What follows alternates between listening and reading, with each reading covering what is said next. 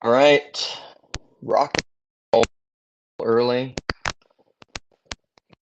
It's good. Um, this has prompted a that is I can't view the description here. In his recent conversation, I don't know his name, but he released this in German, and he just made the comment there that Christianity is a prophet religion. They responded, just and made a stream and explain, and um, and then someone commented about it too. So I figured a good impetus to throw our thoughts on Grail country and uh, to talk about why I don't think Christianity is proselytizing. So I suppose it's on what one means proselytizing.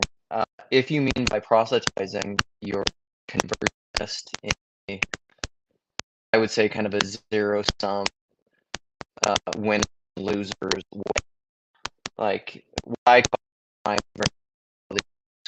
another, which I'm obviously I'm not when people make comments, you know, being on the right side of history, pretty much universally with the assumption that I and my team, what I think is right history.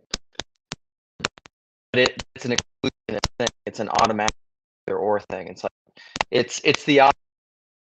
Solzhenitsyn meant the line of good evil runs right down for every man, and that's something I'm fully, fully on board with. Audio. Oh, this is my bad. I tested it. Let me. How can I fix that? Let me connect.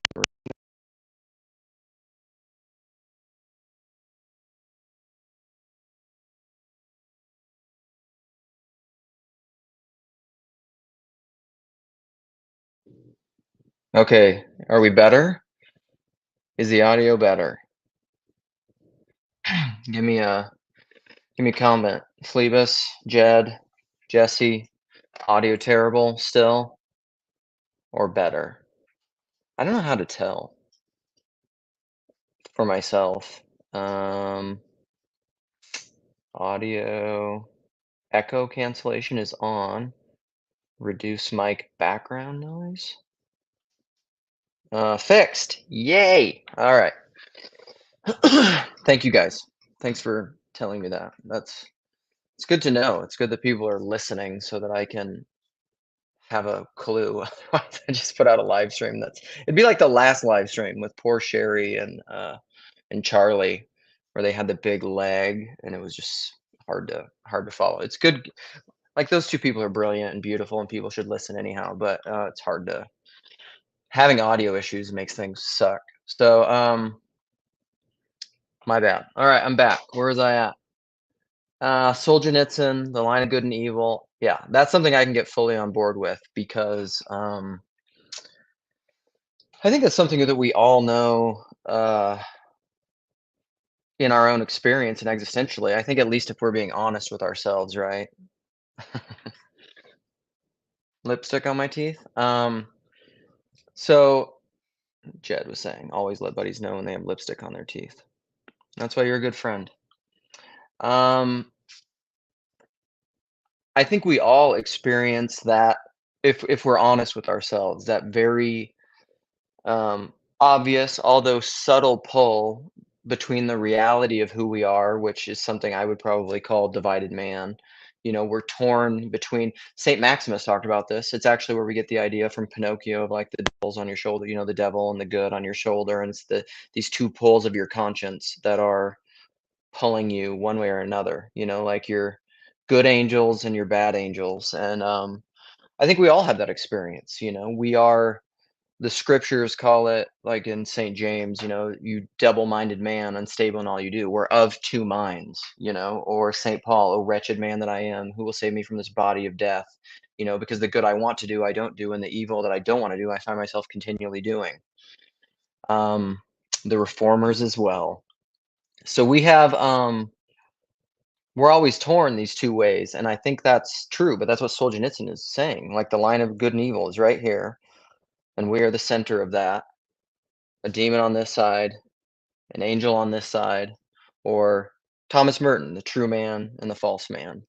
That's a frame, like I use that all the time. I'm a huge fan of the true self and the false self. And the exclusionist religion of the right side of history, or people like, history will prove me right, history will validate me. I don't know. I don't know if the future will validate me. I think all you can do is speak the truth, because that kind of like dogmatic exclusionist zero-sum certainty is what leads into a lot of the problems that we're talking about, and it actually ties into this proselytizing thing. In order to proselytize someone, you have to assume you're right. And I've had a lot of these conversations with people, and people will say, "Well, of course you think you're right." That's kind of what it is to hold an opinion, right? Um, if you have an opinion about something, that's because you think it's correct. It would be really hard to have an opinion about something if you thought it was incorrect. Like, would that be an opinion? Can you think of an example? Can you hold an opinion of something that you think is incorrect? It's My son's over here eating lunch too. He's saying deep down. Yeah, but that would be unconscious. That would be repressed because if you were conscious of it, then you'd change your mind. Which reminds me of one of my favorite quotes. Since you remind me of it, I'll throw it out. Michael Polanyi of doubt and belief are ultimately equivalent. Doubt relies on a subterranean set of tacit belief in something else. So that's what doubt is. Doubt is not that. Doubt is okay. Anyhow, so that's what doubt is. Doubt is belief. It's just negative belief. It's not this. It's apophatic belief. It's the belief in something else.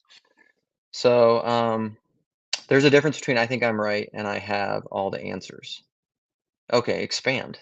Uh, I mean, okay, well, you can expand on that, but also what I would say is that to have an opinion is to think you're right. But to be dogmatically certain about it, where you feel the need in an absolutizing, colonizing way to convert everyone to your opinion, that's the kind of thing that I'm fundamentally opposed. And that's the kind of proselytizing that I'm not a big fan of. And like you could okay, so there's tons of examples of I think within church tradition and within the New Testament of people um, being evangelizing, speaking the good news, right?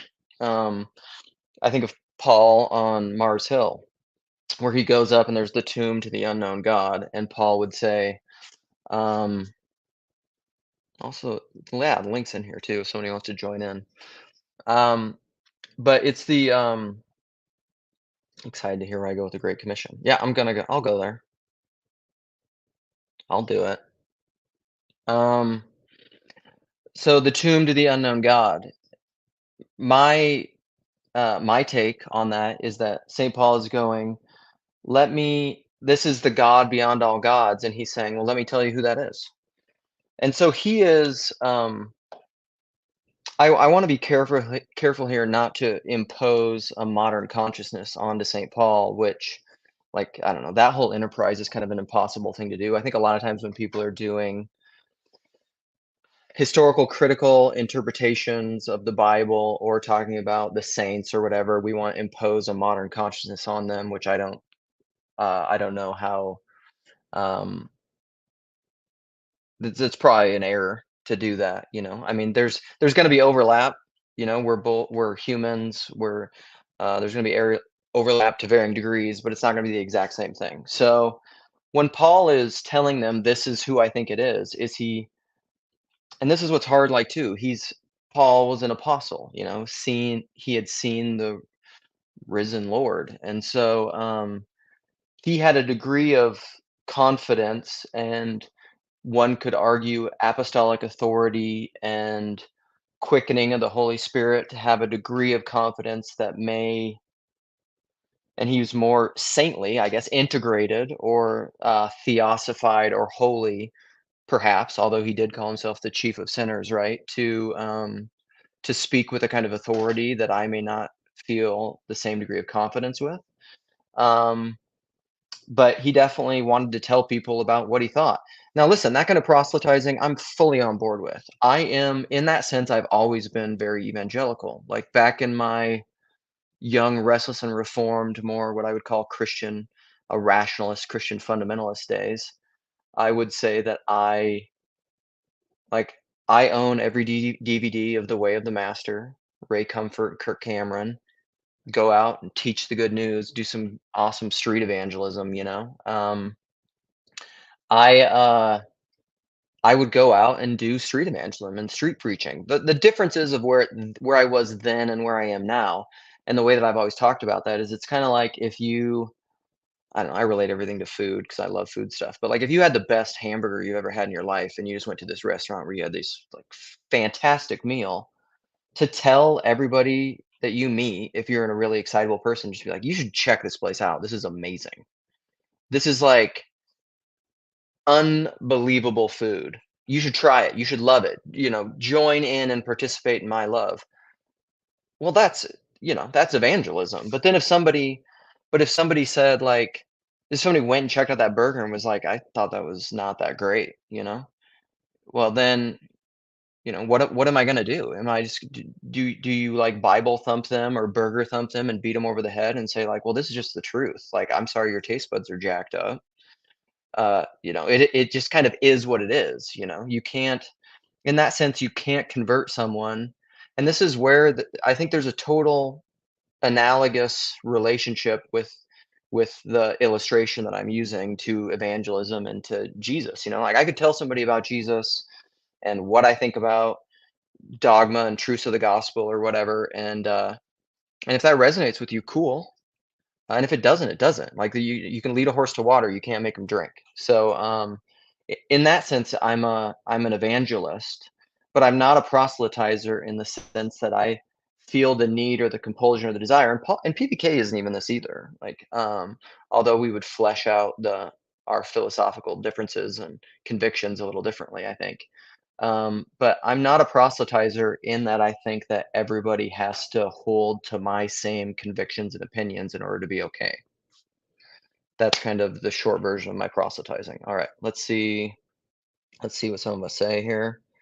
Jesse, is part of having an opinion exploratory? Might one need to inhabit a particular view in order to get a perspectival sense of a given idea, and from there plant a flag or move on from the idea opinion? Yes.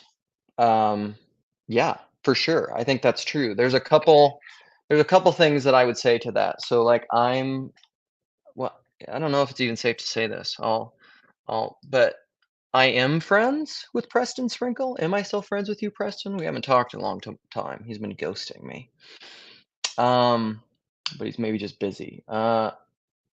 He used to say, and I think this is true, that well, I think he had heard from a friend or from someone that like You almost need to become you almost need to get to the point of holding an opinion before you can even understand the opinion. And this is right in line with actually my Eucharistic knowing, where like something has to you have to like take in a belief as a seed form. And Peugeot will talk about this. You need to be initiated into the fullness of what a belief means. You need to act on it almost in order to know in a fullness of what it is. Like I think that's a little bit of the myth of this objectivist kind of frame, rationalist frame, is that you can discursively analyze a position from the outside and be objective about it, you know? I don't I think that that's a objective, subjective, divided world, you know? So I don't think that's true. And then there's a great quote from oh man, it's a great American author. Who said it? I think I have it in my phone. I'm gonna look it up. I saved some quotes. This isn't a Apparently it's not a good enough quote for me to have fully locked it into my memory, but it's something about the the way to tell a first-rate intelligence is that they can hold two thoughts in their mind at the same time. Two like contrary thoughts or something like that. Where?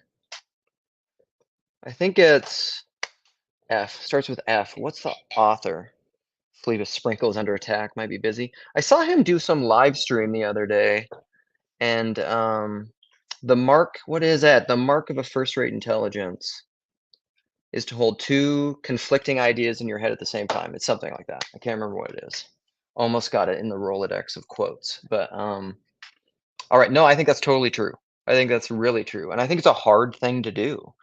Or it really reminds me of there's one other thing, one other point that I would make to that question is there's a really, really good gospel coalition, even though I don't fully endorse all the gospel coalition stuff. It's a talk between who's the white horse podcast guy? What's his name? I'm blanking on it. Fleabus, you'll maybe people will probably know this in here. I know Jed would know it.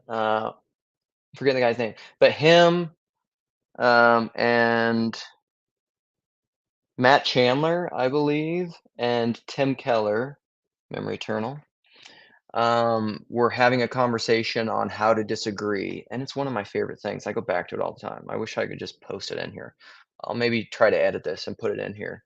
And Tim Keller says beautifully how to disagree with someone. And he said, and this is close to the same thing that I think you're getting at, is he said, you have to get to the point where um, you you can articulate and even you can articulate and name another person's position so well that it's almost even better than they would, where they just like, yes, that's completely what I believe. And how rare is that? Like that's a skill that I think we could really use some cultivating, because I often feel that way. Like when I talk about hell or something and people like, or being a universalist, and people come at me with questions and stuff, I'm just like, you're not listening to me. You're clearly not listening to me, because what you're straw manning. Like what I'm talking about isn't what you're mad about. And I feel like if you knew what I was talking about, this is probably my own hubris. I feel like if you knew what I was talking about, you wouldn't be coming back at me. Come at me. All right, let's see. Believe us, the Holy Spirit resides in all of us. Surely we can have some confidence. Yeah, to the degree that we are attuned. That's what I'm talking about. Telling the truth, integrated with that Holy Spirit. Yes. But like, what does it mean to know? Like, do you know the Holy Spirit resides in you propositionally? Like, I think having the fullness of that is definitely all the four P's, but it's like the fullness of the Holy Spirit residing in you is, I don't know, is that absolute certainty? Did Christ have that? You know, there's Christ had doubt, right? And uncertainty, at least to some degree, before his death and resurrection. He was made perfect by what he suffered. This is why I love Sam. Like Sam is helping me to understand my own Christian theology even better, all the time. But all right. What is the yeah, this is a okay, pause. I'm having another comment here from my son over here who's being quiet. He's playing games or something. He's saying, of course, Jesus had uncertainty because he was part man, but not part, fully God, fully man. Well, yeah, but Study the creed some more. Okay, that's cute, but okay. But I know what you're saying. Yeah, he's man has doubts. That's another idea for a live stream that I want to do. It's an idea. I don't know. It's half baked, but it's what is the West contributing to the evolution of consciousness? Doubt, uncertainty. The opposite of this proselytizing zero sum either or culture war. I'm right. The exclusivist religion of the right side of history thing. All right. Sorry. What is the proper root motivation of an evangelist, or rather of evangelism? Man, yeah, I'd love to know your answer to that. I would say I would say love, but love, as St. Paul said so brilliantly in 1 Corinthians 13, is love does not insist on its own way. And so your own opinions and your own narratival understanding of reality and what's going on and of the gospel and of evangelism and of Jesus, to demand that and demand that someone else has the exact same ideas as you about that and opinions about that? Is that insisting on your own way? I think it could be. And this isn't, I don't know if Jed's still here, but Sherry, what up, girl? Uh, two natures involved. Um, so insisting on your own way. There's a I just distracted myself. There was a point I was gonna make with that. Um, love does, even the wise cannot see all ends. Um, Gandalf. Um, and what? There's no link? Oh, maybe that's because, well, maybe I only put it to my own channel. Is that why? All destinations. See, why do I suck at running this technologically? What I'm spitting is brilliant truth, but I suck at running this and posting the link. So there's a link if somebody wants to come. I think that should come if you're at Grail Country or if you're at my meager little tiny channel. Thank you, Flavis. Oh, my son said he's a subscriber to my channel. It's because he's compelled because I won't feed him unless he subscribes to my channel. Um, yeah. So uh, the goal, yeah, the root goal of evangelism and of the evangelist, I would say, is love.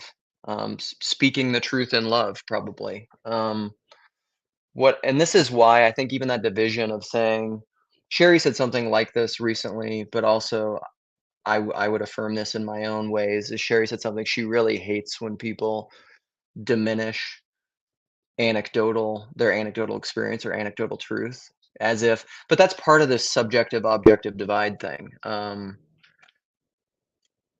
It's just like, well, this is just my experience with it, or this is just what else do you have?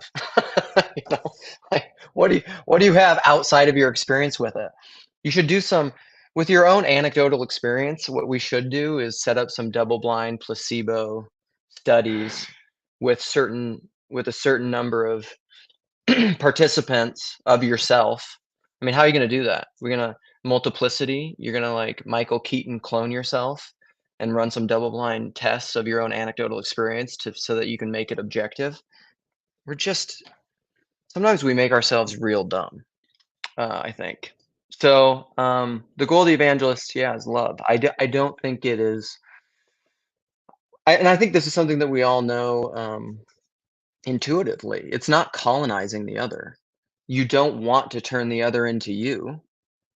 Like, that would be like, that's I don't know, that's like megalomania or the Borg or something, It's a terrible, um we've talked about that a lot in the Boxer group or, with my little friend group on here of, like, Christianity and true religion, we would just say it that way, true religion is not identical replicationism. It's not, making everyone into yourself. So, all right. Do we have you see in the link now, Phlebas? Do we have any other questions or do we have any other stuff? Because I don't know. I think at 23 minutes I ran out of steam of my own thoughts on this. So I don't. I guess I'll try to summarize if nobody else is gonna jump in or have questions. But I think to summarize, I would say Christianity is a religion that seeks to thanks, Flavis. He sees the link. Seeks to see like this like what is Christianity? Christianity, this is also one of my convictions that it's a very personalist religion. So like it's there isn't a systematic defined answer to any question because it's the same as like the God of AA. Like any Chad the alcoholic says this all the time. Anytime you talk to anybody about God, it's related to what everybody else is saying to some degree, to greater or lesser degrees, but exactly what you mean by it, nobody can see what you mean by God exactly as you do because they're not seeing it through your eyes, and truth is in the eye of the beholder. Same as beauty, same as goodness, and that doesn't make it arbitrary, it makes it relative, to quote the great Jedediah Pascal. All truth is relative, it is not arbitrary. And so, um, when we are sharing your faith with someone, it's like the good hamburger, or it's like I love this thing, I want to tell you about it. Um, I find this to be true. I find this to be the most resonant thing. It's like when I talk about universalism. That's the most beautiful, true understanding that I have of God and of uh, the atonement of salvation, of justice, of mercy, like the way that all those things work together in the understanding of apokatastasis and the ultimate reconciliation of all things. To me, that's by far the most beautiful. It's the most beautiful thing. If you don't find that the most true and the most beautiful, I'd love to hear why, because it doesn't make any sense to me. Like I can't know what I don't know, and I can't see what I don't see. Um, and and then we can talk about it. We can have a conversation. You need difference, you need tension, you need disagreement in order to have conversations. Like that's a passage that I love to quote from, I think, 1 Corinthians 11. I think it's 1 Corinthians 11, 13, 14, or 15, or something like that. But it's where St. Paul is talking about he's um, he's praising them, and he says, "But in this I don't praise you, because when you come together, it's not for unity, but for division." And then he says something. He makes some comment that I love to quote. I'm going to come back to this comment in a second. But on uh, he says, of course, there's two different Greek words that he's used there, and he's like, of course, there must be differences among you, or else how are you going to be able to know who is appraised? He's like, there has to be differences, otherwise you're like, what are we even talking about? There's no like, there have to be differing opinions, or else you're not even having a conversation. You're not even working through anything. But he said, but there ought not to be schism. So it's something like, yeah, I hear that divisions exist among you, and of course that must be, because that's how you discern anything. You need difference, but there ought not to be schisms. You ought not to divide over these things, which is the whole thing. In that video that I linked with Paul, like I made some comments on there, trying to further uh, explain and elucidate and illuminate my critiques of confessionalism, because that's the difference. If you take the religio, the thing that holds us together, and you make it the credo, which is your articulation, your conscious, like Michael Polanyi has these modernist assumptions of knowledge, and that it's propositional, that it's articulable, and that it's conscious. So I think those are the three modernist assumptions of knowledge. And it's just not true. Most of your knowledge isn't conscious or articulable or propositional. Like most of the things that are not that. And so yeah, lost my train. All right. Sounds like Piper's take on EV. What do we mean by EV? On evangelism? What does EV mean? What's the abbreviation EV on? Help me out. I don't know what that means. Um, but yeah, so Piper. There's lots of things I love about evangelism. Yeah. Um, yeah, and that's the thing. That's the thing with like Calvinists is you can there's aspects of Calvinism that I think are absolutely true. You can lead a horse to water, you can't make him drink. Like you either see what I see as beautiful or you don't. And to what degree is that my inability to name it and to say it in a way that is compelling and beautiful to you? Like if I genuinely find something to be beautiful and I can't communicate that to you well, like how much of that is on me and how much of that is on you? Because truly, if beauty is in the eye of the beholder and you just don't find something beautiful, like I used to talk about this kind of stuff all the time with my dad, because like my dad, I'm a big foodie. I love really good food. I love good restaurants. Like I'm very much a live to eat, not an eat to live person. And and I like my wife has this Rolodex, or she has like and I think it's on her phone now. She has all these saved quotes. She does this with me and with my kids, of like quotes that she saves of things that I've said. And one of them is something like, I'd rather skip a meal than eat a bad meal, which is very true. Like, I'd rather just not eat if the food isn't good. Like, I don't wanna eat. Like, it's not worth it to me. Um, and so, uh, what was I saying right before this? Why do I distract myself so much? It's like what Paul does all the time, thinking out loud. Piper, evangelism, Calvinists. Um, oh yeah, I can't make you see. I mean, this is one of my favorite quotes too, that Lewis quote. What you see and hear depends a lot upon where you're standing. It also depends upon the kind of person you are. What you see is, and like John Vervaeke and Jordan Peterson talk about this all the time. It's salience. Like when I look into this room, what I see and what my eyes focus on is based in what I value, and it's based in the rituals and the patterns in which I've lived my life. Like I've said this many times before, like you had a time machine and you could travel back in time 200 years or 300 years or 400, whatever, to like where there are indigenous people here, and you put me in the exact same forest in Minneapolis as a Native American, we'd be in different worlds. Like they would be seeing stuff that I had no capacity in me to see. They would be hearing stuff that I wouldn't be paying attention to because I don't because what you see and hear depends a lot upon where you're standing and the kind of person you are. I have not been standing in the same places they've been standing in the same world that they've been standing, so I see different things. This is I was actually saying this morning or yesterday to my daughter. My daughter is gonna dog sit for some of our friends from church when they travel somewhere.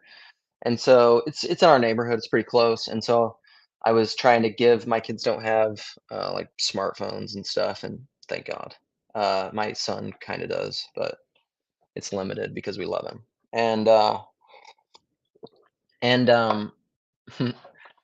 and so I drew out this map for my daughter to try to help her to get it's probably, like, 4 or 5 blocks away, 2 turns, like, there's some of the streets have a couple curves, but, like, it's relatively simple to get to this place, and I showed her this map that I had drewn,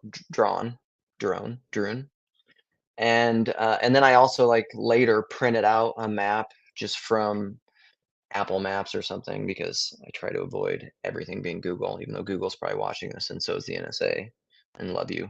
Free Julian Assange, free Edward Snowden, you made a mistake, uh, American government. So, also don't be watching people.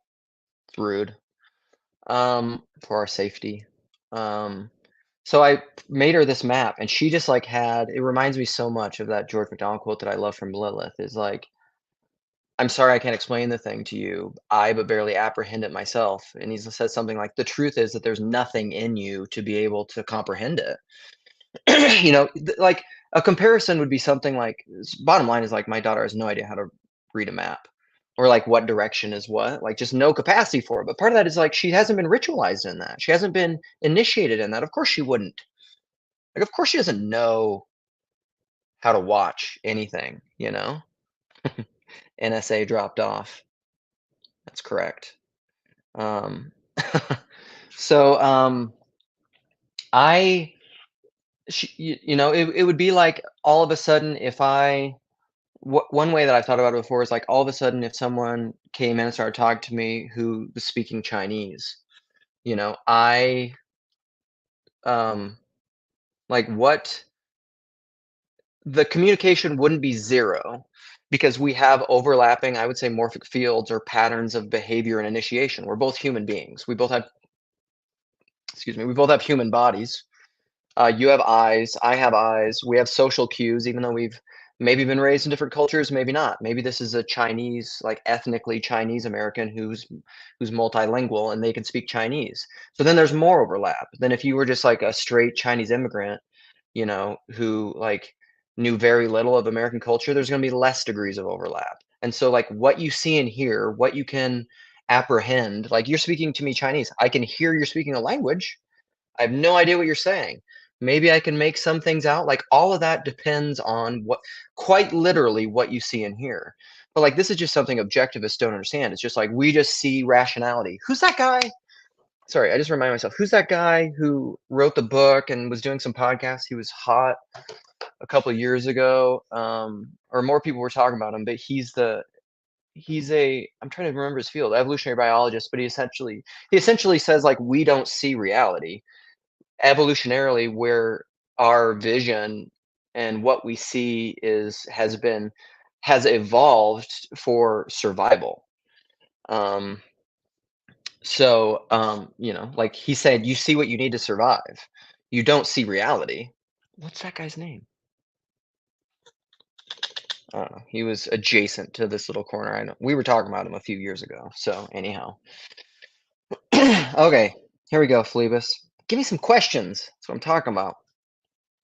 But eventually, I'm just drinking water because I've just been talking nonstop. This is like when I leave voice messages, which everybody gives me crap about. I can leave super long voice messages because, as you can tell, I can have my buddy Jens or Jens was telling me this the other day, he's like, I can't do that. He's like, I need somebody else. And I have some people having questions and stuff, but he's like, I need to be talking to someone to be able to keep talking. And I don't. My wife used to say like I have this weird way of breathing where like I can actually keep breathing where I don't even need to take breaths and stop talking. So I can just steamroll people. Uh, I have a lot of things to say. So how is the personalist knowing different from relativism?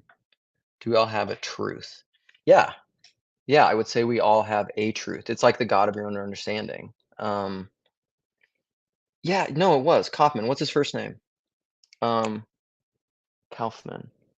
I think that's right. Not Andy Kaufman, but a different one, I think. Um, but how is it different than relativism?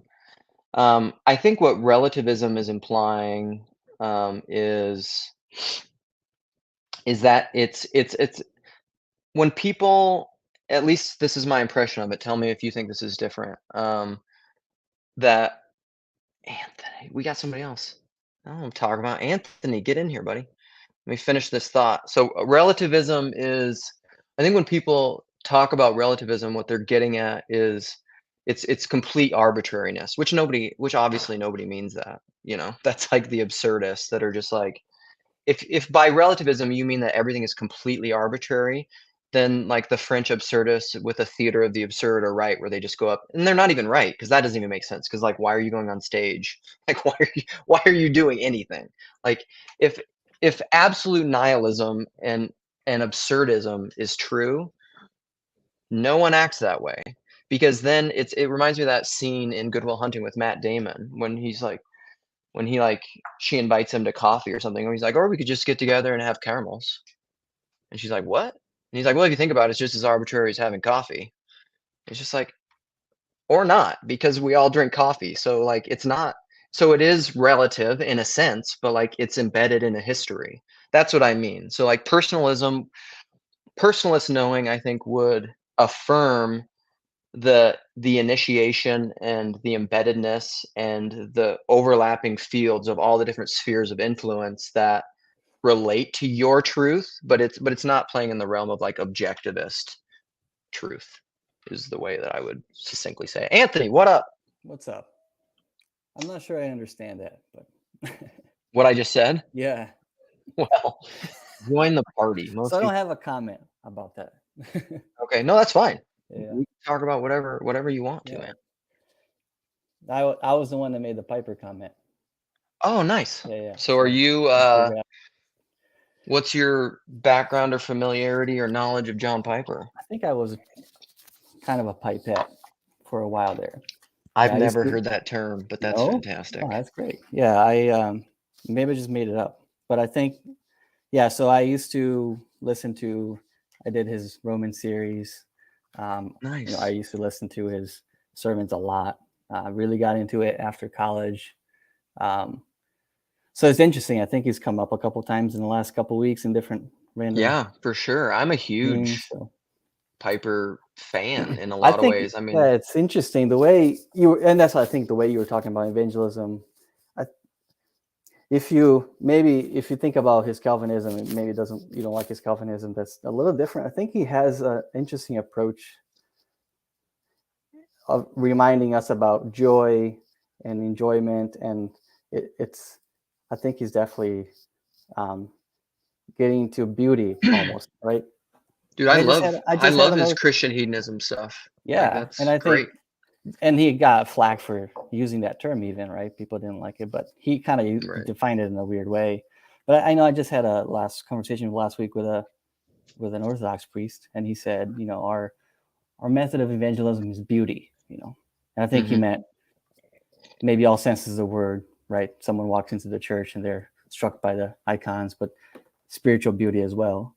Yeah. I think I don't know. I find that, okay, yeah, that's pretty in line with what I think someone like Piper would say, although he probably would rely more on the propositional.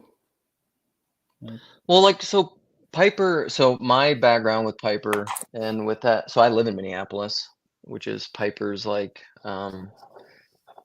place, stomping grounds. I actually first went to Bethlehem. I attended Bethlehem for a while, Baptist church, which is John Piper's church, and met a lot of good friends there. I still have a lot of good friends who are affiliated with that church, who've gone to that seminary that's now there.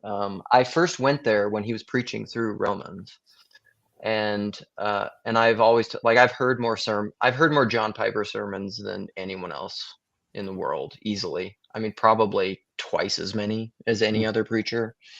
Um, I've listened to a lot of them over the years, read a lot of his books. I was a Piperite, I guess, like you said. People, it's funny, like people that are in that world kind of treat John. I mean, like John Piper is like gospel. I mean, you might as well just like quote him like it's the gospel. And there's a lot of great things that he says. Like Christian hedonism is I think his definition of Christian hedonism is God is most glorified in us when we are most satisfied in him. Right. Which is a great definition. It's a very personalist definition. There's not a divided subjective, objective reality there. When we are most satisfied in him is half of that beautiful Oreo, right? And I think that's true. Like I affirm that. Or like I've heard John Piper tweak the first line of the Westminster Confession, which is like, what is the chief end of man? And I think the Westminster Confession has to glorify God and enjoy him forever, which Piper changes one little word in there, and he says to enjoy God, to glorify God by enjoying him forever. And like that's wonderful. Like that's great stuff. Yeah, where I end up getting into beef with Piper would be the systematic closed circle understanding of Calvinism, and then also probably like his understanding of hell and eternal conscious torment. There's just all these philosophical assumptions that go along with his certain mode of whatever Baptist kind of Calvinism that I'm not on board with, and I think are wrong. But like I've learned so much from Piper, so much. Like he's great in a lot of ways. Yeah. Yeah. It's because I had this education on Piper, and I think I was part of the Young Westminster and Reform sort of. Maybe I was after that, really, technically, but kind of part of it. I get it. Yeah. It's like I've been in a place where I'm learning a little bit more about particularly Eastern Orthodoxy right now, right? And going to an Anglican church.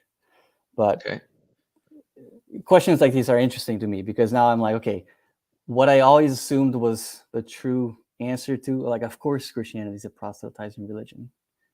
Of course, like, evangelism is huge, Great Commission, and all that. Yeah. And I think that's still true. Like, it's hard. I don't understand people that say it's not in some fundamental way. I don't know what a non-proselytizing religion would be. I mean, I lived in Asia. I guess I never really got proselytized or by Buddhists there. But maybe, and I think people are responding to specific ways of doing it. Yeah. That Christians in North America or evangelicals all over the world do it. Yeah, I don't think no one, like what I was the way that I understand evangelism or telling people about Jesus, and obviously that's going to be different depending on a person's temperament, but like you can't, I mean, I joke about that with everybody all the time. Like, you're not going to know me for very long or interact with me for very long before I'm going to start talking to you about like God and Jesus. Like, it's just like, like it's just going to happen. It's what I'm thinking about constantly. Yeah. So if you're gonna know me to any degree where I'm, and to some degree, like if you don't want that, I'm not gonna try to shove it down your throat. But that's what I mean. Like I'm not trying to give somebody something they don't want. Right. And I think that's the idea that most people have with proselytizing is just like it's not kind of like the Crusades or like the old school kind of conversion, like converting by the sword. It's Yeah. not that, but Let's baptize it's their essentially babies. that. Yeah. Let's baptize their babies. Right. Right. And I think, for American Christians, like, let's get the gospel message out. Right. Like, let me get the cross to Christ kind of thing, Yeah. or let me get the bridge diagram drawn out. Like, and I feel like relief. Like, okay, yeah, I got the message out. Good. This person heard it. Right. Right. Well, that's a lot of criticisms that PVK will get on his channel of more of the kind of evangelical colonizing types. I mean, I understand colonizing is a little bit of a pejorative, but it is. So I don't think it's good. And they'll say, like, why didn't you share the gospel more? Or why didn't you give the pitch? Or why didn't you whatever? And he's addressed it a lot of times. He's like, because I don't think that's the way it works. It's not like, which is so funny with like, you start to think about language and words and spelling and like magic and grammar is actually like, it is a kind of magic. But these people, like, if you really just put them on the spot and you said, do you believe there's some kind of like magic formula where you get people to repeat this exact phrase and then all of a sudden some like magical thing happens where they're converted and they love Jesus and they're saved? Right. Like, what are you doing? I Right. don't know. It's a weird thing. Okay, Phlebas asked you this question. Did you have a randos combo with No. Paul or with anyone else? No, it's impossible to schedule a randos convo with Paul. I think I've been checking his calendar, and maybe he's not even using it anymore. I think I've checked it for like months. I don't Randomly think will he go is on with there. the dog right now. Yeah. But this is why I don't know, in like one of the live streams that I did, maybe not the last one, but the one before, and maybe I'll put it in here too. I want to keep promoting Randos United because for a long time, a lot of us OG early people in this channel, when Paul had a bottleneck where he couldn't talk to people, we would just we would volunteer ourselves. We're just like, I'll have a conversation with you. And I don't, whether or not people want that, like some people may just want to talk to Paul, which is fine.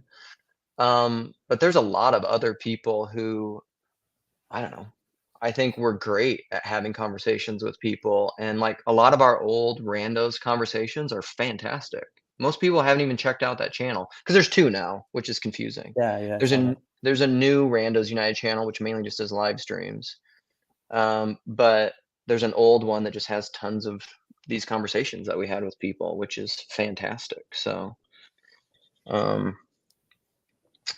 I find it interesting to think of forced conversion. Did they think that worked for 1,000 years ago? We certainly don't think it works anymore. We think it's ridiculous and false. Well, I think part of that, though, too, Phlebas, is like the evolution of consciousness. I don't know that the kind of I mean, you can think about a Charles Taylory way, like I think a lot of ancient consciousness wasn't we didn't think that we had such an autonomy with our own personal preferences and ideas and belief, I think, as ancients did.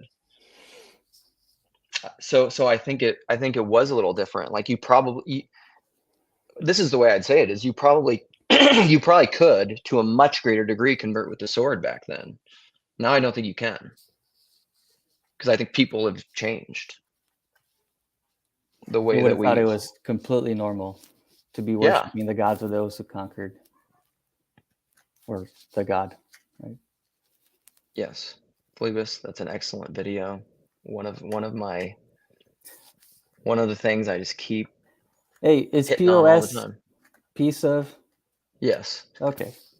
Well, I had a question to you about this in that video. Okay. You never answered. Trying to remember. Oh, you asked me a question about it? I did. Yeah. Oh, was that you? I think I remember that. Was that just recent? You asked It's me about recent. Yeah. So yeah, because so it's more about the view of God, right? I mean, really, because it's about. Well, it's both, and this is why I don't think you can separate them. This is why I said every meaningful philosophical conversation goes back to Chalcedon and the understanding of the incarnation. Yeah. All of them, I think. But yeah, POS theology to me was like a double entendre, basically being like, this theology sucks. And also it also means that like human beings are shit. Like it's that Luther quote of like, they're dung covered over by the snow of God's grace. But like fundamentally what a human being is bad, is evil. Which I still to this day cannot make sense of the philosophy and the metaphysics of that, because then how do you exist? Like you either have to, because really like there's three, I don't know, I talk about this all the time too, and tell me if this makes sense, but there's basically three views. There's like monism, dualism, and then something else. So like you can be a monist where it's like but a true monism is like absurdism. It's like what I was talking about before. It's nihilism. It's like it's like Eastern, my understanding, I guess, of like Eastern Buddhism, or it would be like all suffering is false and you just need to transcend that, and then you realize like all kind of nothing is real, and then you go into nirvana, which I don't even know what that means. Like I think they have to be smuggling in some kind of non-monism thing, because nothing, very technically, I mean this like as a funny thing, but also it's true. Nothing without a referent is nothing. Like it, if all you have is a monad, you have nothing, because there's nothing else. There's no context to even discern the monad. It's nothing and everything simultaneously. And you don't even have that distinction because it's just a monad. So it's like the singularity before the Big Bang or something. So like monism makes no sense to me. And then you have dualism, where you're basically implying like there's light or dark, good or bad, but two absolute realities, which is what I would say that kind of Calvinism has to be. There's like God over here who's good, and there's pieces of shit that are bad, which I don't know how they exist. Like they come from the demiurge or something. Like I just, it doesn't make any sense to me.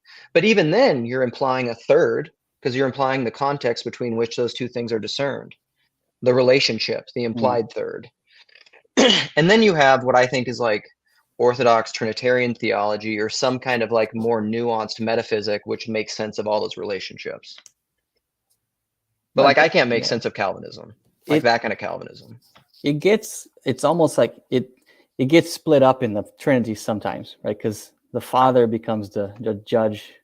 The mediation is Christ in that dualism, like that, like a maybe not a very educated Calvinist theology, but I think if a theology of folks that have been influenced by Calvinism, I think it's like Father, he's got some wrath reserved for us, and then Jesus is kind of stopping that.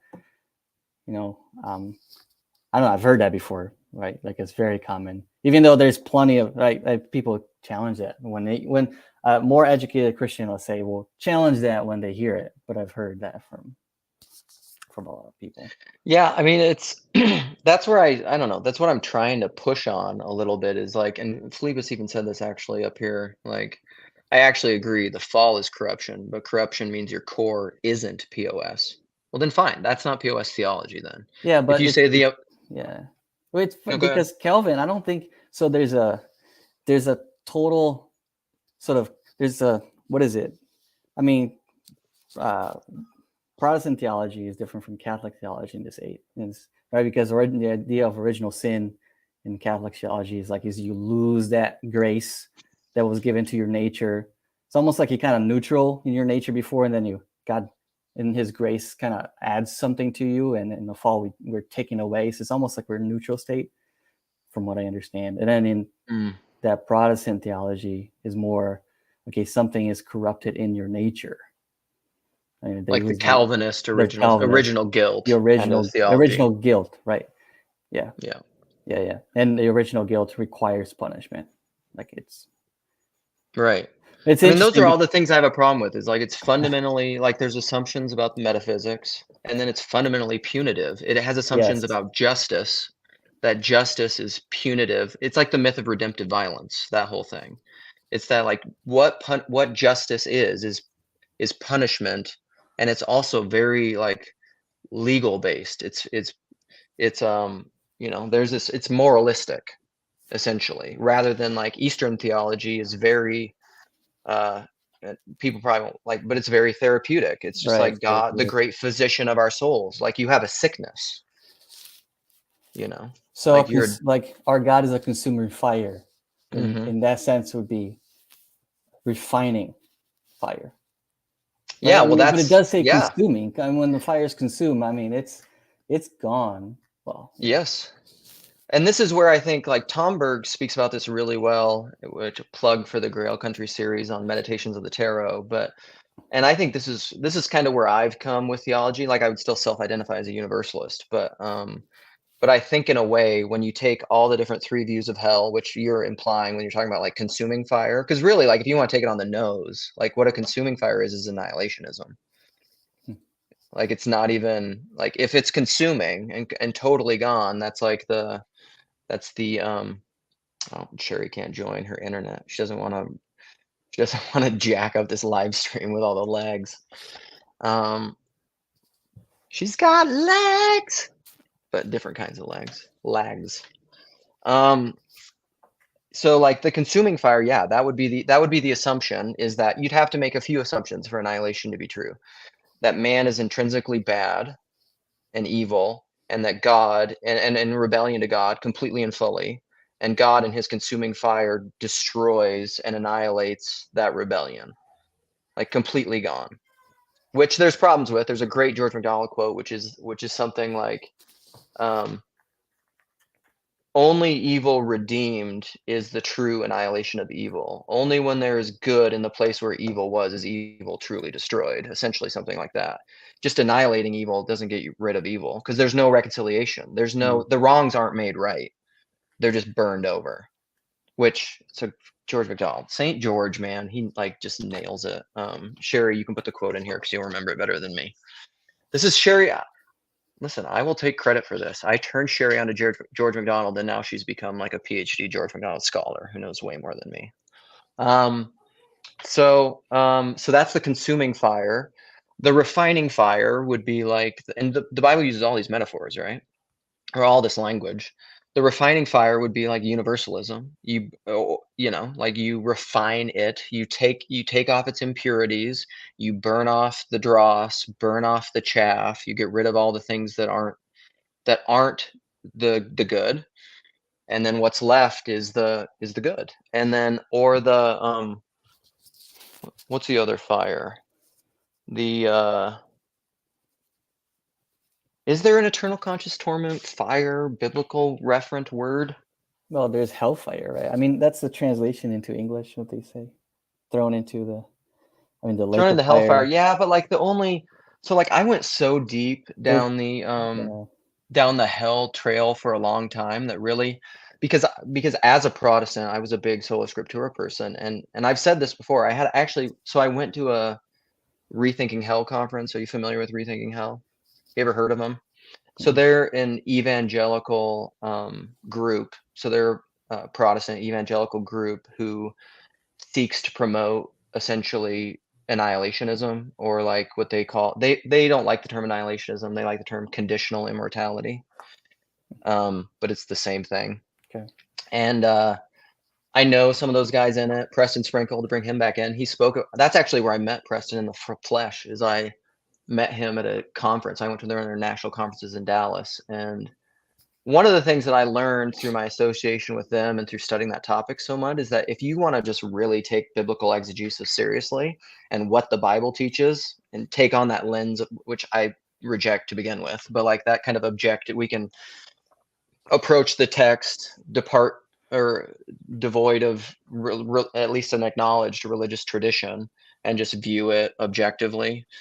Like annihilationism just destroys any other perspective. It really does. There's like mainly only one text. I think it's Revelation 20:11 that I think maybe I'm misremembering it. There's one other text in Revelation 14 maybe that says it's where it says the Satan and his angels are thrown into the lake of fire and tortured unendingly day and night. But something like it's the only it's the only text in the Bible that talks about duration in regard to hell. Like they're the warm, only one. Right, the worm will not die, and that kind of thing where it shows. But that's different. Those are in Isaiah. Like I could point you to rethinking hell because like those texts in Isaiah that those are playing on. What's up, Jesse? Hey, Luke. Hey, that those texts are playing on the worm doesn't die. Those Jewish idioms, and I wish I wish our Jewish friends were watching this because they could probably enlighten us a lot better with this. But what those texts are referring to, Rethinking Hell talks about this, are more of like indignation and rebellion and like even grinding your teeth. We associate that because of eternal conscious torment with like I'm being tortured, but really it's like a rebellious like fuck you, God. Like it's that kind of a thing. Like you're mad, you're indignant still at God. It's like a rebellious thing. And also I would offer that in Isaiah, the people that are doing that are corpses. They're dead. So like they're not just like living conscious things, like which is the modern conception of eternal conscious torment. Anyhow, Jesse, what up, brother? Hey, welcome. How you doing? Thank you. I've been just meaning to hop on a couple of these live streams. I feel like you touch on a lot of things that I definitely resonate with. The universalism stuff. I think I said it in the comments earlier on a video I saw you posted on just being born and raised evangelical and being in this little corner now for 4 or 5 years. It's like makes it hard to interact with people at the local church, Yeah, it's man, I don't know. It's a weird phenomenon, and the more you're in this world, the kind of harder it gets because like I have so many long-standing relationships now in this little corner that I talk to daily. I said that I think in the last live stream, where it becomes like I go to a Orthodox church where you can have great theological conversations, but it's not these though. It's still different, Yeah, well, I think Jess Peace made the comment in the stream the other day. He said, I can't have these conversations with anybody. And I I don't have these conversations with anybody. I've been meaning to kind of actually be less of a lurker and more of a participant. But yeah, it's nice. Really difficult to speak to these things. And I feel like, I did like a little Bible study at our church with the youth boys. There's like 3 or 4 of them last year. Yeah. We're going through the Gospel of Luke. But I can tell like the way that I think and the way that I language things is so different now that it makes people uncomfortable. Like I'll make comments and you can tell people, okay, I don't know really what to do with that. Watching a lot of Jonathan Pageau does that in Bible study. Yeah, totally. Talk about symbolism and ontological hierarchies and like all these different things that anybody at the local church is like, okay. Yeah. Okay. Ontology is not a word being thrown around a lot. Yeah. No, not exactly. Yeah. So I don't know. I don't know. I find this little corner is so encouraging that there are people like out here like us that have these thoughts. But at the same time, it's like I said, I'm born and raised evangelical, and of course, with all the influences, like okay, Orthodoxy or Catholicism, and of course, there's just I got a wife and a little girl and all that stuff, so it's not necessarily that easy. But a part of my thinking, at least at this stage in life, is like staying where I am, but trying to bring some of this into that local space. You know what I mean? Because I totally. Pageau talks about Christianity's kind of dying and needs to be reborn, and I totally feel like that, like sitting in the evangelical church. And again, I don't want to be a hater on that stuff because there's lots of good that comes out of it. You're referencing Piper earlier, and we moved to a small 100-person church last year, in large part as a result of a lot of the influence from this little corner and the doing community with people and everything. But I spent 15 years in what started as a 1,000-person megachurch. And you hear somebody's weed eating behind me now. Yeah, it's not too bad. Okay. Yeah, we can hear it, All but it's not bad. All right. Well, I'll go also. I was in a large, like a mega church situation. It started with like 1,000 people, but then it turned into like 7,000 people over the years. And it was we left because it just got too big, and you just became a consumer. But I was really blessed by a lot of the resources of that church. Actually, I can't remember, you were doing a stream the other day, and a guy hopped on and said, "Yeah, my elder." He gave me systematic theology by Grudem. And I was like, yeah, I did that course at our church too. Yeah. Yeah. I think I think I still got that book up on the bookshelf, but, I finally sold mine. Did you? Wow. Or gave it away, I think. Yeah. Like I gave it away. Yeah. Yeah. But there's something, I think there's a lot to this conversation about credo. I know you like to talk a lot about credo and religio and everything, and I think there's something there, because I think, at least I feel it within my own local context.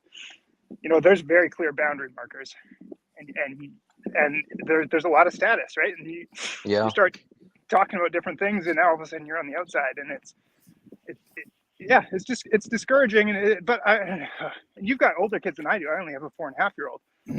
But I want this little girl of mine to have a robust understanding of faith and what this belief system is, and the breadth and depth of it.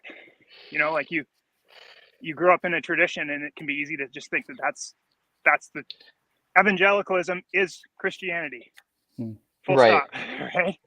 Right. and that can be very discouraging. And I have siblings. I'm the oldest of 5 kids, and I've got some of my siblings have kind of understandably left the faith because they can't hold on to it, and I totally get that, given the context that we were brought up in. And yeah, so anyway. Dude, I've said that a lot. I think I love Peter Rollins. I talk about Peter Rollins all the time, and I think this is something I've learned from him, essentially, that like if you're presented with a view of God and Christian faith that to your honest conscience, and as much as you can accurately discern it, is horrible, the most faithful thing to do is to reject that. Yeah. Like that's the most Christian thing you could do, I think. Which is like, that's the kind of stuff I'll say, and people are just like, "What are you? What are you talking about?" No. Well, and that's can be the part of the issue with the credo side of it. Is we have these very narrow boundary markers within, you know, XYZ tradition, or a subculture within evangelicalism, and you know, you start asking too many questions, or poking along the boundaries of eternal conscious torment, or you know, these different topics, and first of all, people just don't have the capacity to discuss these sorts of things. Kind of like Sam's issue with the whole Trinitarian thing, and half the reason it feels like people don't want to talk to him is that they know that he knows more. Scary. So Sam can't hardly talk to like experts in the field. Well, sure. And I don't know. I like, you've talked a little bit. I've only recently dipped into the Grail country side of this little corner. But you've talked about.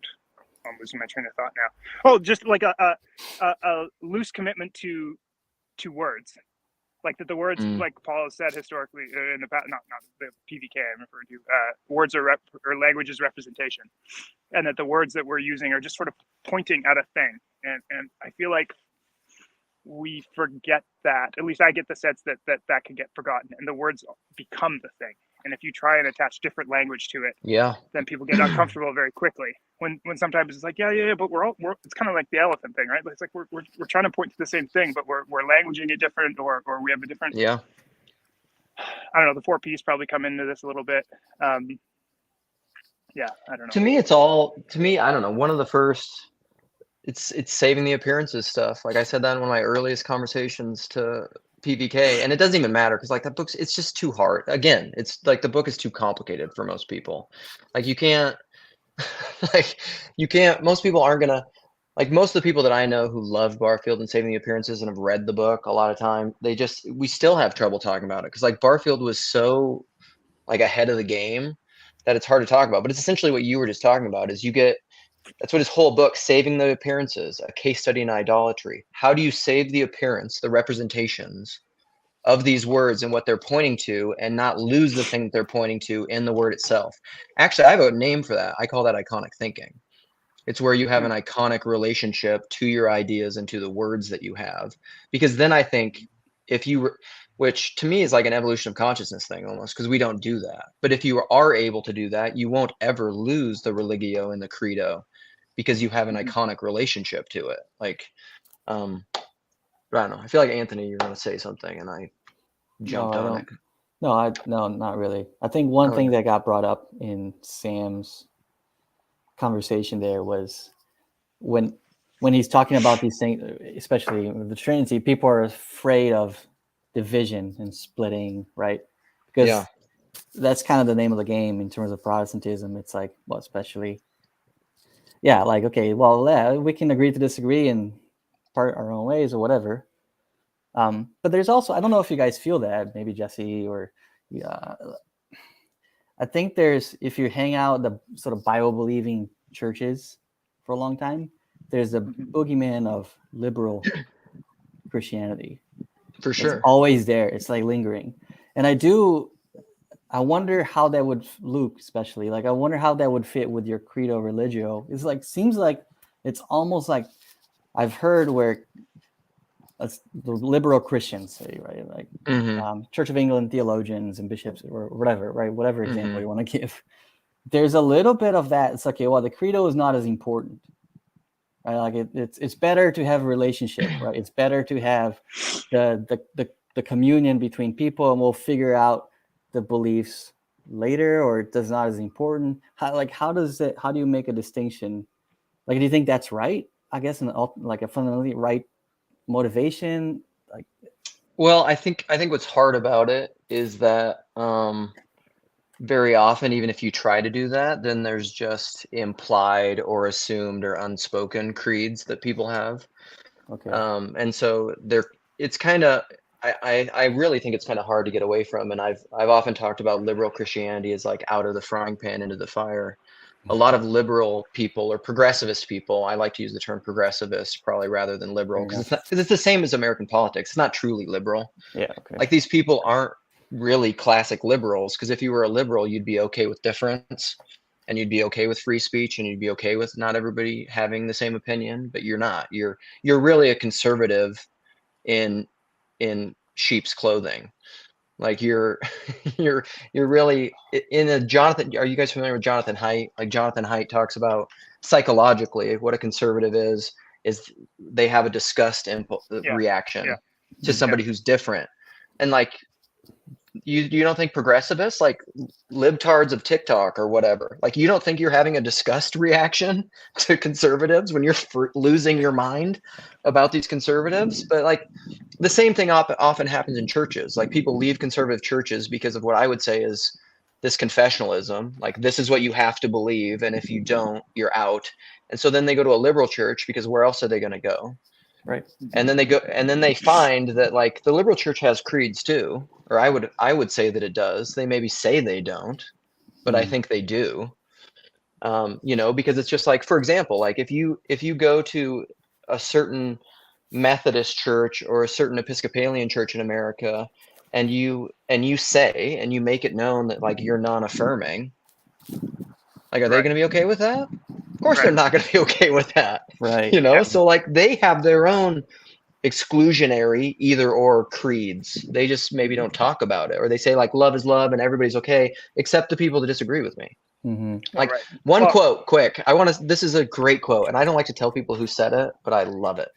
And it's like, I'll tell you who said it after I say it, but like, the last remaining form of bigotry is against those with whom you disagree. And that's, but do you may have a guess who said that? It's a great quote. Can you give us a hint? Is it somebody contemporary? Oh, interesting. It's Bill Clinton, which is fantastic. But anyhow, sorry. Go ahead, Jesse. Oh, no. I was just going to ask for a hint. Is it contemporary or somebody historical? So there you go, Clinton. That's funny. Depends on how old you are. Yeah. Oh man, that's interesting. Do you discuss the universalism stuff in the real world? And if so, who? Oh, Sorry, my son is talking to. My son is simultaneously asking me questions. I see. It's a little bit different in now that you're in Orthodoxy, right? Like the universalist piece is not quite so contentious. Were you of that mind when you were still kind of doing the John Piper evangelicalism thing, or no? Okay. No. When I was in that world, I was still in the Matrix, man. I was blissfully unaware of all this stuff. I think that happened.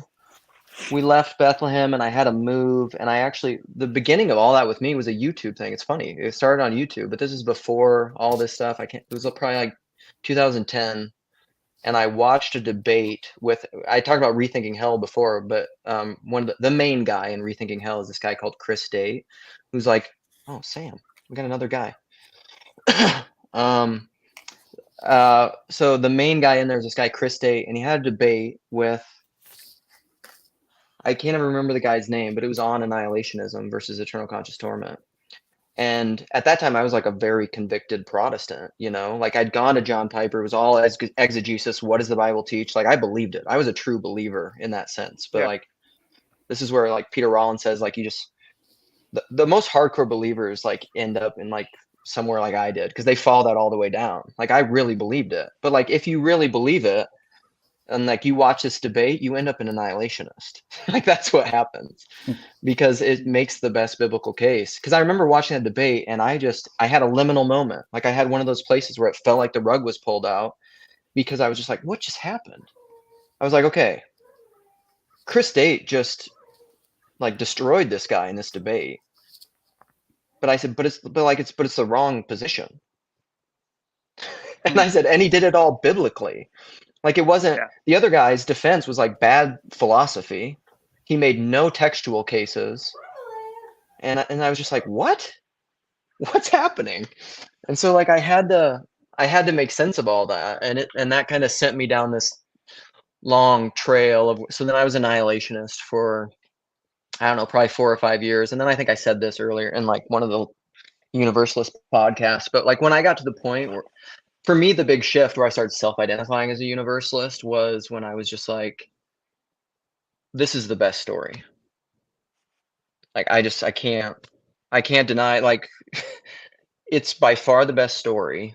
And I was just like, I'm just going with that. Well, I listened to that 4-part Jordan Daniel Wood thing that you referenced the other day. I listened to that last night, and the way that he presented universalism was, dude, he's so great. I think I'm gonna have a conversation with him. Nate's been setting it up. Nate's with him today. They're like hanging out, or he was yesterday. Last night they like went out to dinner and stuff. And cool. So we've been messaging and joking all this stuff, and he pitched. He said he would have a conversation with me, so I'm gonna be fangirling to the max. How do you guys not feel like a Martin Luther? Like, here I stand, I can do no other. I mean, because if you say, okay, what the tradition that you receive, I think that's probably true in the Orthodox Church, is like, whatever, right? I don't know. Maybe there's shades of what like universalism really looks like, but I think it's probably more, well, yeah, it's not good if you don't accept the message now, let's say.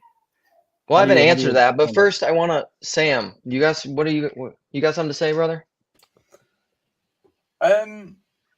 No, I was just like really interested listening about universalism. I was thinking about this idea of like the spirit and the letter of the law, or like there's something about that in the background of what you're talking about, this idea of conscience being moved by the spirit towards a certain view of things versus maybe what the creed or the teaching might be at a more literal level. Seems like those two competing sort of levels of interpretation going on here. I don't have much more to say than that, but it's there's something about just listening to one's heart or one's conscience in these matters as being decisive.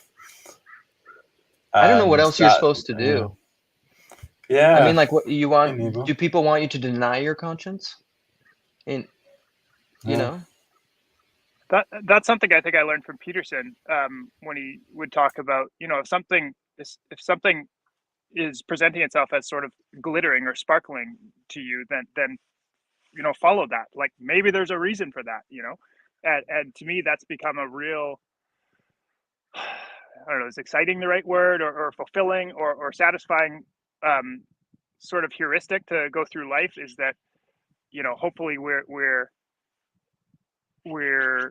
aligning ourselves with the Spirit of God, and through prayer, scripture, church, blah blah blah, and then act. And as doors appear to be presenting themselves, then maybe you walk through them, exercising a certain amount of discernment. But yeah, following the muse in some sense, like if, I don't know, there's something there that I think is compelling. And like you said, like what the hell else are you supposed to do? Second guess everything you're going to do and not do anything because maybe it's not the right thing, or bullshitting. Vervaeke's like, am I bullshitting myself? Is you're caught in this infinite loop of analyzing your own self delusions? Because this is Phlebas coming in here with the conservative spirit, saying there are many spirits.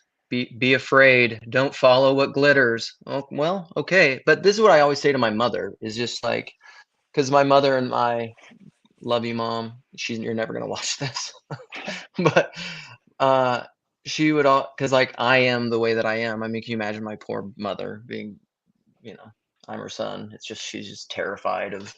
She tends to be an anxious lady, and then here I am, just like me, and she's just like thinks I'm going to hell because I'm a universalist or whatever. I was gonna say, is she still a good evangelical?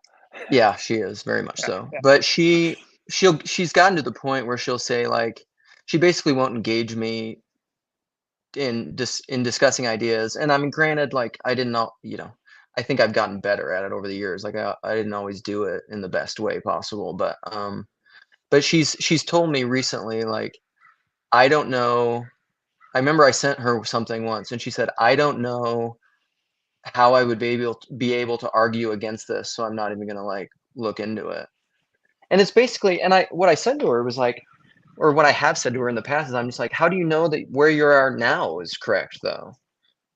Like, I mean, you could be wrong now. Like, you can be fearful of these other spirits or whatever, or like, do not pursue vain, empty philosophy and vain conceit, St. Paul says, and you can use whatever kind of platitude you want to be scared to look into something. But like, Jung or Jordan Peterson talks about it all the time. Like, the cave you fear to enter holds the answer that you seek. Like, that's a. I think with that there's like Kierkegaard comes to mind with like anxiety is the dizziness of freedom. Like there's something about dogma or like creed that has an effect of, I don't know, just like not fully, I don't know, it's not necessarily for everyone to think through these theological things. I don't know, like, no, fully agreed.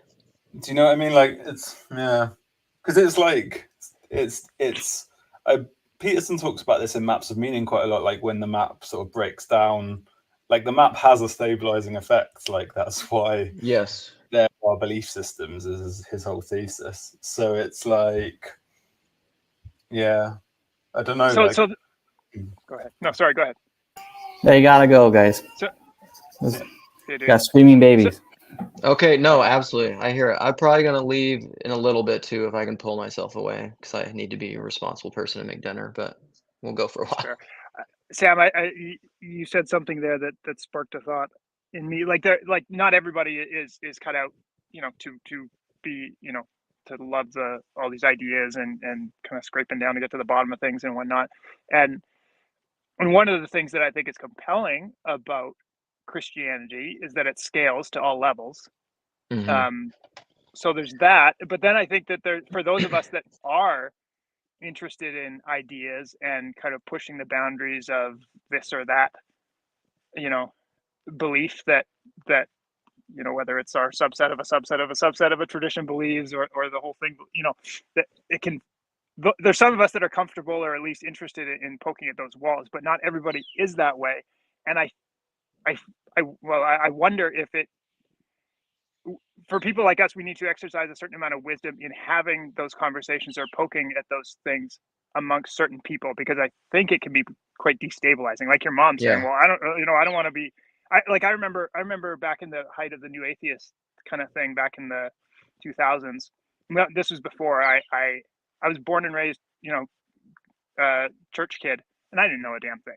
And it wasn't until my late 20s, so now I'm 39, that I really started digging into things. But there was a season of life there where I consciously thought, well, I don't want to listen to any like Sam Harris or any of that stuff, because I don't want them to convince me into this other position. Right? And I feel like that there's echoes of that with your mom. With, well, totally. I don't know how to argue this, so I don't want you to be confusing me and getting me all flustered. So no, which is totally true. Like Peugeot has said something recently when people talk to him about, because after we've all been in this corner because we're interested, and then and we're listening to a lot of this stuff. So you're initiating yourself into this way of thinking. It's changing the way you perceive the world. It's what you see and hear. It really is changing the way you perceive consciousness. And so like symbolic thought and symbolism, people like are starting to see that way. Yeah. And Peugeot has said, like, the little old, 75-year-old lady sitting in the front row of his local church, he's not going up to her and like talking to her about symbolism. like she doesn't need that, Yeah. Well, and he makes the point that it's actually a little bit dangerous to be talking about it. And the only reason really that he is talking about it is because we're so devoid of it now that you almost need to. But in theory, like historically, maybe people had a better perception of just how things connected. But we're so deeply, even as Christians, I feel like we're just so deeply materialistic now that we don't have categories for these things. Yeah, but then also, so this is connected to this, but like also what's weird about it is it's simultaneously, because this is what I mean by divided man. We're simultaneously materialistic, like we'll claim materialism, and in many ways but we have this layered on layer of, so that's naturalism, and then we have this layered on supernaturalism that people will deny when you ask them, like the Sunday school answer, do you believe in all these supernatural things? They'll say no. But like PVK's last video where he's talking about powers and principalities, or Peugeot talking about spiritual bodies, or you got to serve somebody, and so when we're talking about all these ideas that move people, like we're puppets in the world, like that's obviously something that's happening. And so we would say, so there's this weird thing, like Fleetus, you're saying people aren't saved by propositions. No, but a lot of times they're controlled and held back by propositions. I don't think the propositions save us, but I think that a lot of times the propositions and the ideas, this is why I talk about confessionalism. I would say confessionalism is a principality that is inhibiting someone's becoming. And so when I'm arguing the kinds of things that I'm arguing, I see it as like waging war against powers and principalities. I'm not trying to disabuse my mother of certain ideas. Like that's like checkers. Like I'm trying to play chess. Mm-hmm. But whether or not that can be done in a one-on-one conversation with, you can't play checkers with somebody wanting to play chess, I guess. Well, and it's a process, right? Like I 5 years into this, like part of the reason that I'm more of a lurker than an active participant is I have some sense of ideas or how things connect in my head, but when it comes time to actually throw some words out, I don't know what we're doing. I don't know what we're talking about. It's very hard, and I've been invested in this corner for 5 years, right? So like how can you initiate some random person at your church that maybe the answer is you don't. I don't know. Right. But that doesn't seem right either. That doesn't seem right either. Or like you guys might know what I'm talking about. Like this is where I'll talk to my buddy Jason or Jess or Chad somewhat. Chad started like all the angel stuff started. Chad was like, I get it. But like I talk to you guys, but like I talk to you guys, not necessarily Sam and Jesse all the time, but I've been talking to these guys like every day for years. And so again, it's like they've been initiated into me. So like when I talk to them about all the stuff that I think, somebody like my buddy Jason will just be like, I understand what you're talking about. And I'm like, well, nobody else does. Like everybody else just thinks I'm crazy. Well, and Chad, what up? What up, homies? Yeah, I mean, I was having a conversation right before this with somebody. We were talking about one of these recent videos I made, and the video I used was from the film Wise Blood, which is a Flannery O'Connor novel, and the video made them stop very early in the video and stop watching it because it made them, I don't know, I think it freaked them out or made them uncomfortable or something. And I was like thinking, that's exactly what it was supposed to do. It's exactly what it was supposed to do, is like make you almost stop and run away. Or if you can stomach getting through it, you might be able to see what there. I can't even articulate exactly what it was I was seeing. And the only way I can get it across is to put you through this gauntlet of images and words. And those are, I think, something to do with like the angels and the principalities and stuff that we're talking about. And it's all designed on my end to hopefully get you to examine something within yourself, because we're constantly doing this thing out here, and like that's a given. But what am I doing with this? And so those are the tools I'm trying to use around here. And obviously, some of that is humor, and some of that is treachery. But I think both are. I want to be able to give kind of a balanced context to this stuff, and I have to be careful because I will be captured by other principalities, which I have been. So that's all I have to say about that. Thank you for sharing. Chad, can I just say I haven't really, like I was saying, I haven't participated much. Been more of a lurker, but I've really appreciated your contributions over the years, and you too, Luke, being old school. But it's I don't know. There's. I was just, I think just before you hopped on, there's something about, part of the reason I hesitate to hop on sometimes is I don't necessarily feel like I have the language to talk about things, or you know, I haven't read tons and tons of books or anything, but there's, I don't know. Yeah. I just appreciated your contributions and the way you I don't know, connect heaven and earth. Like you're good at taking these kind of thinky talky ideas that are floating up and grounding them in reality. So anyway, I've appreciated your contribution. I appreciate that very much. With all of that said, I love you guys. I have to go in and spend time with my wife, but thank you and God bless. See you, you beautiful man. Yeah, I'm probably gonna get going too. Yeah. So I want to say, yeah, that's awesome, and I would encourage you to be doing this more. What's hard about this is I love the live streams because it's funny how this little corner evolves and changes all the time, because really early on there just weren't that many of us, and we started doing the randos conversations, or we just talked to Paul directly.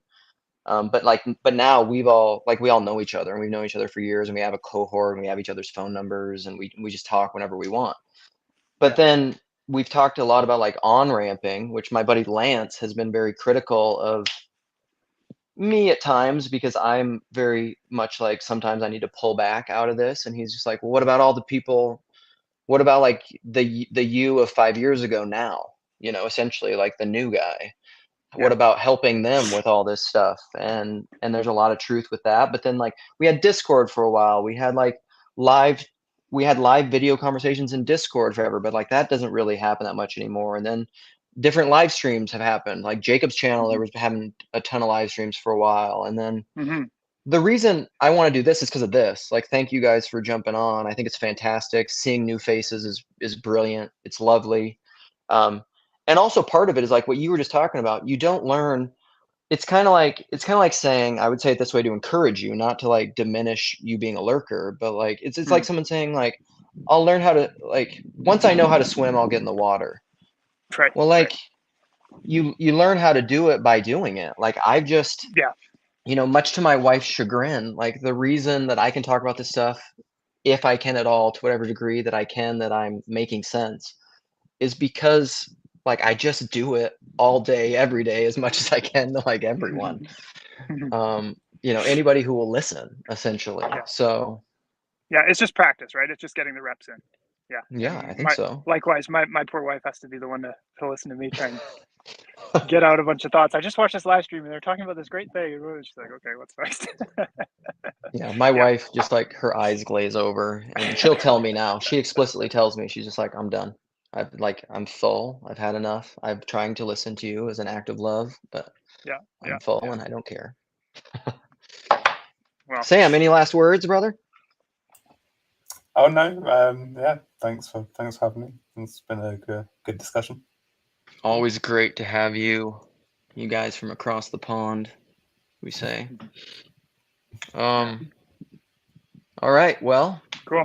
Feels like a good Lovely. place to end. Yeah, thanks, guys. See you guys. We'll Cool, guys. next Thanks, time. Yeah, see you again. Cheers.